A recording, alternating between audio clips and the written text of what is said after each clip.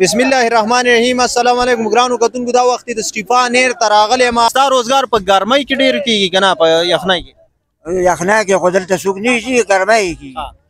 نو ته به اوس الله نه دا سوال کوې چې الله ګرمي ډېره کړي چې زما دا روزګار وچلي. دا پېښور والا ډېر راځي، هغه ډوب شي پکې، هغې له لامبو نه ورځي دا سودانګي.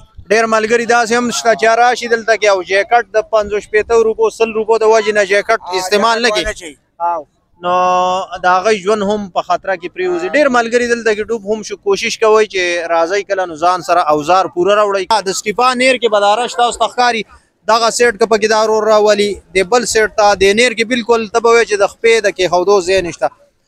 یو طرف ته چې ګرمي زور وکړي نو دلته کې خلک د سټیفان نیر ته چې کوم دی دومره په زیات تعداد کې راشي.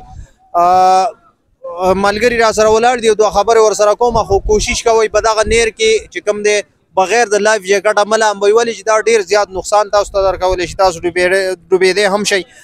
دا ملګري راغلي دي، کوم ځای نه راغلي، دوه خبرې ورسره کوم. څنګه حال دی امیر صاحب؟ شکر د الله فضل دی بھائی جان، خیر دی. شکر دی، ډېره مننه، قیمتي وخت دې راکړو. کوم ځای نه راغلي؟ مونږ خو راغلي یو بھائی جان نوښار نه، کپړو مارکیټونو نه راغلي او جی او ډېره زیاته ګرمي وه. اکثره چې ګرمي زمونږ وشي نو د سټیفا دپاره بیا راځو، کم از کم 1.5 غنټه سفر مونږ کوو. 1.5 غنټه لکه د یخ موسم ته یخ نیر ته راتلو دپاره خو به ځان سوځې په نور که نه په لاره؟ بالکل په لاره ځوان سوځو او چوټي ورته کوو. دوکانونو اکثر راشو، پوه شو دلته چې راشو ګرمي مرمي هر څه مو هېره شي. ماشاءالله ډېرې ښکلې ډېرې یخې اوبه دي، ډېرې زبردستې اوبه دي، نو وړه مو ترې نه کېږي چې لاړ شو واپسه. ته به کې څه امیر صاحب؟ بس زه هم دغه وایم چې ډېرې ښکلې اوبه دي او بس هر سړي ته دغه دی چې راشي خو احتیاط ښه شی دی، احتیاط دی که بالکل خپل احتیاط پکار دی. صحیح ده. سټیفان ایر ته یو طرف ته که چېرې د خلکو رش جوړ شي، دلته خلک ډېر زیات راځي، نو بل خوا ورسره چې کوم دی د جیکټ والا او دغه شانتې د نورو سامانونو والا روزګار هم شروع شي. کاکا سره یو دوه خبرې کوو. دا جیکټ دلته کې خرڅوي چې څنګه روزګار ښه دی که نه؟ السلام علیکم.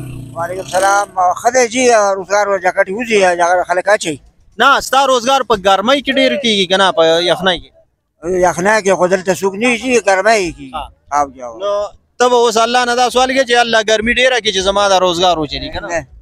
نه جي دا سوال نه کوو، الله د طرف نه سوال کوو چې باران الله وکړي. ګرمي ده ډېره زیاته جي.